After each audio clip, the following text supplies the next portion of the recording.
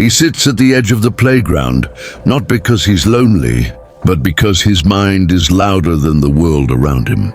The swings blur, voices scatter, but inside him, something quiet and electric is unfolding. He isn't avoiding the noise. He's studying it, the way a deep thinker studies a map before taking the first step. Every movement, every shift in tone, every small, unnoticed detail, he absorbs it all. People think silence means nothing is happening. But inside him, silence is a full universe, a place where questions stretch wide and feelings grow roots, while others rush to speak. He listens with a kind of precision most people never learn. His quiet isn't emptiness. His quiet is awareness. Yet the world around him keeps sending the same message. Be louder, as if his stillness is a problem, as if depth is something to fix. They don't realize he's not missing the world. He's understanding it. But what happens when a child who sees everything lives in a world that barely sees him? Now we go deeper. His silence began as comfort, but slowly the world started turning it into a mirror. Teachers mistook his stillness for disinterest.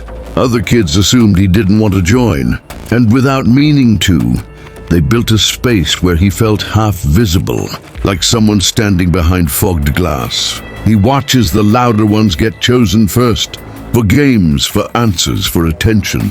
Not because they're better, just because they are heard. And he learns something he never meant to learn.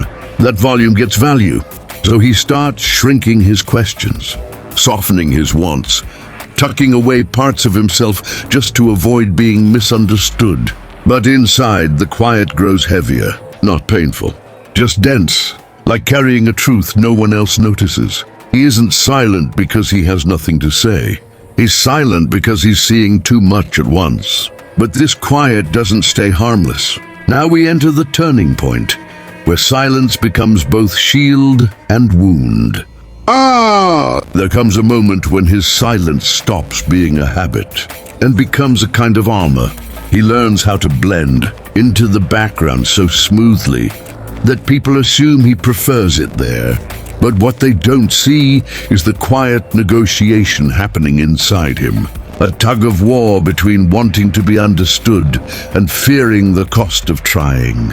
He rehearses words in his mind, whole sentences shaped perfectly, then abandons them because speaking suddenly feels risky. What if he says it wrong? What if no one listens? What if they misunderstand again? So he builds small protective rituals, observing before entering, thinking before moving, lowering his presence so he doesn't attract the wrong spotlight. His silence becomes both his refuge and his cage, a place he hides in and a place he hides behind.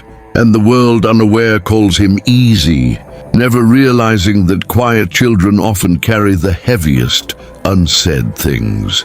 But something unexpected grows inside that silence, something powerful. Now he reveals the turning spark inside the quiet mind. Inside his quiet, something begins to sharpen. Not anger, not rebellion, but clarity. While others rush through conversations half aware, he notices the tiny fractures between words, the hesitation before someone lies, the way a smile fades too quickly, the truth people leak without realizing. His silence has trained him to see what noise always covers. And slowly, the very thing he was judged for becomes the source of his strength. Because while the loud ones react, he understands.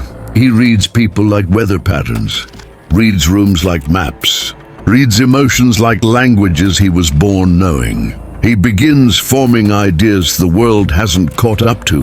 Quiet ideas, yes, but ideas with depth, accuracy, and tension. He may be unseen, but he is never unaware, and that awareness becomes his power.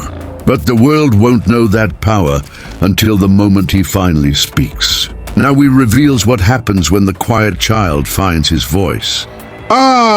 There comes a day, quiet at first, when something inside him shifts. Not a burst, Not an explosion, just a calm certainty that his voice no longer needs permission.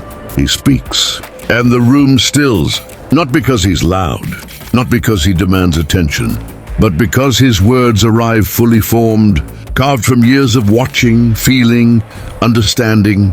People lean in. They realize too late that the child they overlooked was the one who understood the room better than anyone in it. His voice is steady, soft, but unmistakably powerful. The kind of voice that doesn't try to dominate space, it reshapes it. And in that moment, the quiet isn't a cage anymore.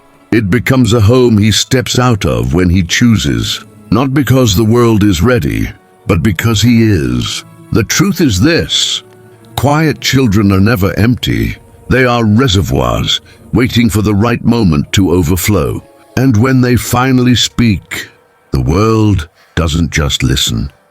It changes.